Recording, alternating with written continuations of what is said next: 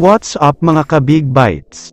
TNT fans maiyak dito, Hinebra fans sasaya. Pero bago ka sana magpatuloy sa panunood ay huwag mong kalimutang mag-subscribe sa aking YouTube channel.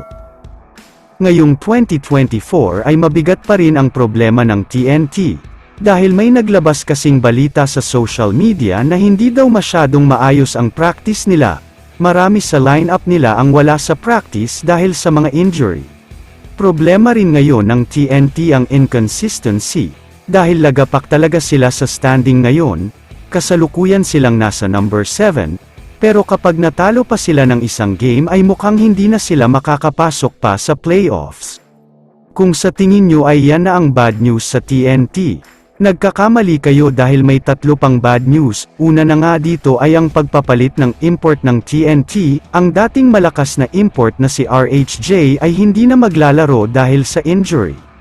Papalitan siya ng kanyang kapatid na si Roller Hollis Jefferson. Medyo downgrade ang nangyari dito, dahil hindi hamak na mas magaling talaga si Ronde kumpara sa kapatid niya, kaya naman malaking adjustment talaga ang mangyayari sa TNT.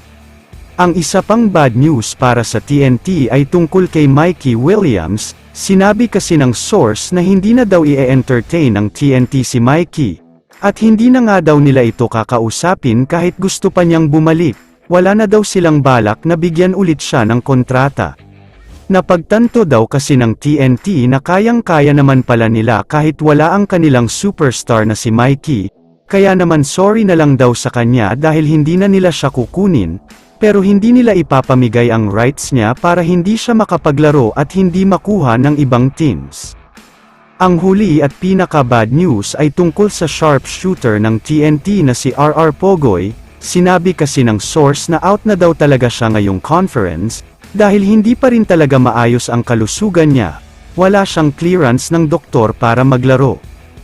Pero ang mas masakit pa dito, ay malaki rin daw ang chance na sa next conference ay hindi na rin siya maglalaro, dahil 9 months ang sinabi ng doktor sa kanya na recovery time, kaya sobrang laking problema ito para sa TNT.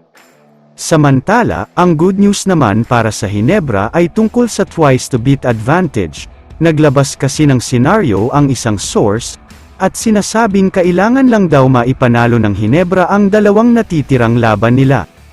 Kapag nangyari nga ito ay automatic na silang makakapasok sa top 4, at makukuha ang twice to beat advantage. Sobrang magandang balita ito para sa Hinebra, dahil mas magandang pumasok sa playoffs na may advantage. Kaya naman kung kayo ang tatanungin, ano ang masasabi nyo sa apat na balitang ito? I-comment mo naman ang opinyon mo tungkol sa tanong na ito. Dito na muna nagtatapos ang video na ito. Maraming salamat sa panunood mga ka-Big Bites. God bless sa inyong lahat.